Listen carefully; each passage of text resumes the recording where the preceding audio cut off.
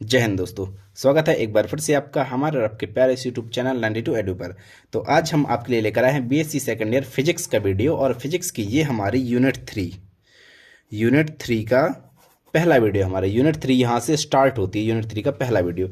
इसके बाद हम इसमें थेवेनिन थ्योरम, नॉर्टन थ्योरम ये सब बताएंगे इसमें। तो चलिए इसकी शुरुआत सबसे पहले करते हैं किरचॉफ्स लॉ से। किरचॉफ ने दो लॉ दिए थे, और वो दो लॉ, उनमें पहला लॉ था, देखो, किरचॉफ का प्रथम नियम। एक प्रथम था, इसे कहते हैं धारा, धारा नियम। और जो नंबर होता है दूसरा नियम, यह कहलाता है वोल्टेज नियम। एक धारा नियम, एक वोल्टेज। तो सबसे पहले पढ़ते हैं हम किरचॉफ का प्रथम नियम। किरचॉफ का प्रथम नियम, इसके लिए हम एक छोटा चित्र बना देते हैं। वो चित्र में डायरेक्ट अभी बना देता हूँ। ये हो गया, ये हो गया, ये मान लो कुछ भी हम खींच सकते हैं, ठीक है। इसमें कुछ धाराएं आ रही हैं संधि की ओर, और कुछ धाराएं संधि से दूर जा रही है। ये हमारी संधि है। संधि मतलब जंक्शन। जंक्शन की ओर कुछ धाराएं हमारी आ रही हैं, कुछ धाराएं उससे दूर जा रही हैं जंक्शन से। तो देखो, इन धाराओं का हम नाम देते हैं I1, I2, I3, I4, I5, I6। तो सबसे पहले जंक्शन के बारे में सुन लो कि अगर आप एक ऐसा ले लो, इस पॉइंट पे बोल दो कि ये धारा आ रही है I1 और ये धारा I2 जा रही है, तो इस बिंदु को हम जंक्शन नहीं बोल सकते। जंक्शन किन्हीं भी दो धाराओं के बीच में जो होता है उसे जंक्शन नहीं बोलते। जंक्शन तीन या उससे अधिक को बोलते हैं। जैसे मान लो ये हमने एक सिंगल बनाई कि यहाँ से ये विद्युत गई, यहाँ कहीं रेजिस्टेंस लगा दिया, कहीं बैटरी लगी, तो ये धारा गई, ये ऐसी आ गई, ठीक है। तो इनमें से किसी भी बिंदु को हम जंक्शन नहीं बोलेंगे। लेकिन अगर हमने इसमें एक और यहाँ पे एक ये रेजिस्टेंस लगा दिया, तो ये बिंदु हमारी जंक्शन कहलाती है। क्योंकि यहाँ से जब हमारी इलेक्ट्रिसिटी आएगी, जो धारा आएगी, तो एक यहाँ पर चली जाएगी और यहाँ पर भी चली जाएगी, दो भागों में बट जाएगी। तो ये जो होता है, इस बिंदु को हम जंक्शन कहते हैं। अर्थात जंक्शन जहाँ पर तीन जगह से धारा जा रही है या फिर आ रही हो। तो सबसे पहले हम देखते हैं धारा का नियम। अभी तो हमने ये जाना कि जंक्शन क्या होता है, जंक्शन। अब देखते हैं धारा का नियम। तो धारा का नियम ये कहता है, मतलब किरचॉफ का पहला नियम ये कहता है कि विद्युत परिपथ की प्रत्येक संधि पर, अगर लिखना हो तो लिख लो, विद्युत परिपथ की प्रत्येक संधि पर मिलने वाली समस्त विद्युत धाराओं का बीजीय योग शून्य होता है। मतलब जो समस्त धाराएं मिल के एक संधि पर यहाँ पर आती हैं, तो इन सब का बीजीय योग मतलब सिग्मा जो होगा, उनका जो भी एल्जेब्रिक सम होगा वो ज़ीरो होता है। ये होता है हमारा धारा का नियम। किरचॉफ का पहला नियम ये कहता है कि किसी संधि पर मिलने वाली समस्त धाराओं का बीजगणितीय योग शून्य होता है। अब एक और चीज़, अब एक चीज़ लिख लो, संधि की ओर मीन्स जंक्शन की ओर आने वाली जो धारा होगी वो होगी नेगेटिव, और दूर जाने वाली,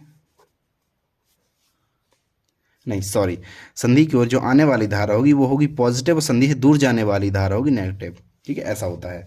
संधि की ओर जो भी धारा, मतलब I1, I2, I3, I4, ये धारा सब संधि की ओर आ रही हैं, तो ये कैसी हो जाएंगी, ये हो जाएंगी पॉजिटिव, और जो धारा संधि से दूर जा रही हैं वो धाराएं नेगेटिव हो जाती हैं। तो अगर हम इसका यूज़ करके हम इक्वेशन लिखें, तो देखिए, I मतलब सबका सम हो जाएगा, एल्जेब्रिक सम।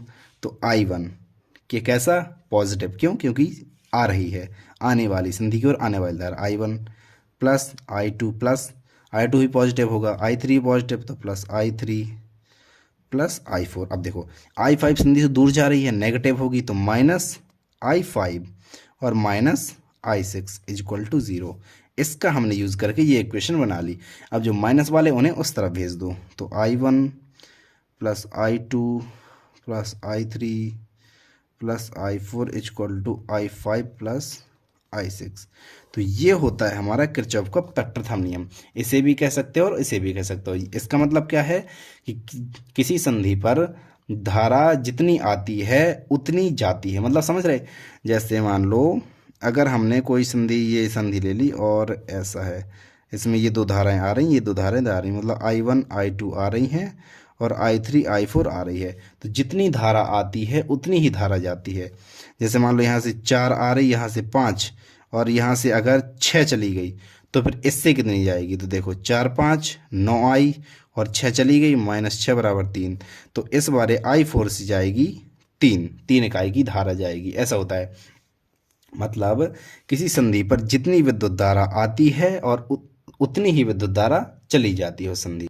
जैसे एक और एग्जांपल ले लो, अगर ये धारा और ऐसे ऐसे चलो दो भागों में बट गई, जो I धारा है आई वो I1 और I2 में बट गई। अब इसकी वैल्यू है 5 मान लो। तो अगर हमने मान लिया कि I1 धारा की जो इकाई है वो 3 है, तो I2 धारा की इकाई कितनी होगी? तो देखो 3 तो इसमें निकलेगी, बची कितनी? 2 हो जाएगा I2 धारा इकाई का मान। ऐसा होता है। मतलब संधि को आने वाली धारा, संधि दूर जाने वाली धारा का मान बराबर होता है। और यही होता है किरचॉफ का प्रथम नियम। अब देखते हैं किरचॉफ का द्वितीय नियम। तो अब देखते हैं हम किरचॉफ का द्वितीय नियम। देखिए किरचॉफ के प्रथम नियम में ये होता है, क्योंकि किरचॉफ का प्रथम नियम धारा का नियम है, तो उसमें सिग्मा ऑफ I बराबर 0 होता है। और किरचॉफ का द्वितीय नियम वोल्टेज का नियम है, तो इसमें सिग्मा ऑफ V बराबर 0 होता है, लेकिन डायरेक्ट सिग्मा ऑफ V बराबर 0 नहीं लिखा होता। ठीक है। इसे किस प्रकार से हम लिखते हैं? इसे हम लिखते हैं sigma of IR plus sigma of capital E equal to 0। अभी चित्र पर ध्यान मत दो, अभी हम सिंपल अभी समझ रहे हैं, चित्र को बाद में देखते हैं अभी हम। ठीक है। तो sigma of IR plus sigma of E ये कैसे है गया? जैसे मान लो कि कोई हमारे पास सर्किट है, उसमें बैटरीज लगी हुई हैं और उसमें रेजिस्टेंस है, उसमें धारा ही बह रही है।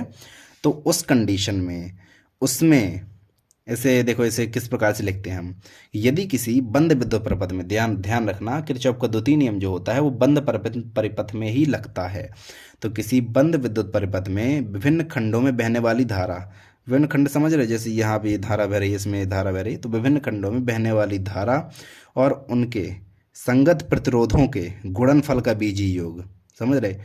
उनके संगत प्रतिरोध, वो धारा ये I1 का संगत प्रतिरोध R1 है, I2 का R2 है, ऐसे। तो जो धारा है उसका संगत प्रतिरोध के गुणनफल का बीजीय योग मीन्स एल्जेब्रिक सम। एक बार और सुन लो, बहने वाली धारा और उसके प्रतिरोध का गुणनफल का बीजीय योग, और इसके बाद तथा उस परिपथ में लगाए गए विभिन्न विद्युत वाहक बलों का बीजीय योग 0 होता है। ये समझ रहे? विभिन्न विद्युत वाहक बल मतलब जो बैटरीज लगी हुई उनका विद्युत वाहक बल बैटरीज का, इस बैटरी का E1 है मान लो विद्युत वाहक बल, इसका E2 है। तो विभिन्न विद्युत वाहक बलों का बीजगणितीय योग 0 होता है। अब देखो ये सिग्मा V बराबर 0 ये इससे कैसे मैच करता है? देखो V बराबर IR, ये तो ओम का नियम से आप पढ़ा है, V बराबर IR होता है। तो IR मतलब ये एक वोल्टेज लिखा हुआ है, ये वोल्टेज है, और विद्युत वाहक बल भी एक वोल्टेज होता है। तो वोल्टेज V एक वोल्टेज बनेगा, इसलिए सिग्मा ऑफ V से मैच करता है। तो यहाँ पर वोल्टेज जो होता है, वोल्टेज का सम पूरा 0 होता है। धारा के नियम में धारा का सम 0, वोल्टेज के नियम में वोल्टेज का सम 0 होता है। तो किरचॉफ का द्वितीय नियम ये होता है कि किसी परिपथ में बहने वाली धारा, उसके संगत प्रतिरोध का गुणनफल का बीजगणितीय योग, उसमें उपस्थित विद्युत वाहक बलों का बीजगणितीय योग 0 होता है। ठीक है। अब इस हम चित्र को देखते हैं। इस चित्र में हम किरचॉफ का द्वितीय नियम लगाते हैं। देखो फर्स्ट सर्किट में, यहाँ से फर्स्ट में किरचॉफ का लगाते हैं द्वितीय नियम, और फिर इस सेकंड में लगाते हैं किरचॉफ का द्वितीय नियम। तो हम सबसे पहले परिपथ ABCDA में, परिपथ ABCDA में हम लगाते हैं किरचॉफ का द्वितीय नियम। अब देखो, जब हम यहाँ से ऐसे चले, हम चल इस दिशा में रहे हैं, धारा इस दिशा में है। ध्यान से देखते जाना, चल इस दिशा में रहे हैं, धारा इस दिशा में है। तो I1 R1, हमें सबसे पहले I1 R1 लेना है। तो I1 R1 क्योंकि बहने वाली धारा और संगत प्रतिरोध का गुणनफल, इन दोनों का मतलब I1 इंटू R1। अब इस दिशा में चल रहे हैं, धारा की दिशा चलने की दिशा की विपरीत दिशा में है, तो माइनस होगा -I1 R1। ठीक है, हम इस दिशा में चल रहे हैं और धारा की दिशा इस दिशा में, तो -I1 R1। अब इसके बाद अब E1 का मान देखो, ये पॉजिटिव सिरा होता है, ये नेगेटिव सिरा होता है। तो E1 का मान पॉजिटिव से नेगेटिव की तरफ हम ऐसे जा रहे हैं, तो E1 का मान पॉजिटिव होगा। अब नीचे आए, फिर यहाँ से अब इसी दिशा में धारा की दिशा है, इसी दिशा में हम चल रहे हैं, तो ये पॉजिटिव होगा, प्लस I2R2, और माइनस से प्लस की तरफ हम बैटरी में जा रहे हैं, तो माइनस E2 बराबर 0। हम लगाते कैसे हैं किरचॉफ का द्वितीय नियम, सिर्फ हम ये बता रहे हैं इसमें, ठीक है। अब इसी पे का परिपथ अगर हम ये वाला ले लें, परिपथ DCFED, अगर इसमें हम लगाएं तो देखो यहाँ से शुरू करते हैं हम। I2R2 माइनस का I2R2, क्योंकि हम ऐसे जा रहे हैं और चलने की दिशा ये है, धारा की दिशा विपरीत दिशा में है। अब प्लस से माइनस की ओर, प्लस से माइनस की ओर, तो प्लस E2। अब इस दिशा में आ रहे हैं और धारा की दिशा ये है, तो माइनस, अब धारा क्या है, I1 plus I2, I1 plus I2, इसे I3 भी आप लिख सकते हो, कोई दिक्कत नहीं है। I1 प्लस I2 और रेजिस्टेंस कैपिटल R बराबर 0। ऐसे लगाते हैं किरचॉफ का हम द्वितीय, और इन इक्वेशंस को सॉल्व करके हम I1 I2 के मान निकाल सकते हैं। तो किरचॉफ के जो दोनों नियम होते हैं, देखिए प्रथम नियम जो होता है उसमें तो जितना आवेश आता है उतना आवेश चला जाता है, ठीक है। तो किरचॉफ का जो प्रथम नियम और दोनों नियम होते हैं, ये होते हैं ऊर्जा संरक्षण पर आधारित, ऊर्जा संरक्षण पर आधारित होते हैं, या फिर आवेश संरक्षण पर, आवेश संरक्षण। किरचॉफ के दोनों नियम ऊर्जा संरक्षण या फिर आवेश संरक्षण पर आधारित होते हैं, ठीक है, समझ आ गई। और जो किरचॉफ का द्वितीय नियम होता है ये केवल बंद परिपथ में ही लागू होता है, नहीं सॉरी, यहाँ पर ऐसा होता है, देखो ऊर्जा संरक्षण में कौन सा होता है, द्वितीय नियम।